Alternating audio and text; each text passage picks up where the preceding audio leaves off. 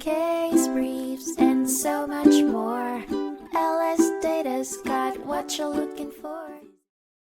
In 1997, an airplane race organized by the Formula 5 Air Racing Association led to a midair collision between participants Richard Lee Goodlett and Christopher Kalishek, resulting in Goodlett's death.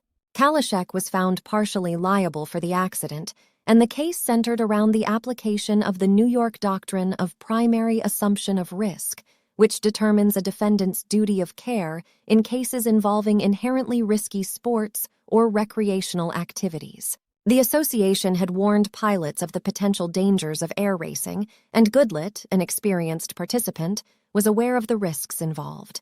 The court ultimately ruled in favor of Kalishek, stating that the doctrine of primary assumption of risk barred the plaintiff's claim for wrongful death. Under this doctrine, the defendant only owed Goodlett a duty to avoid reckless or intentional harm. As there was no evidence of such conduct, the wrongful death claim against Kalishek was dismissed and the district court's judgment was reversed. This case highlights the significance of the primary assumption of risk doctrine in negligence actions involving sports and recreational activities under New York law.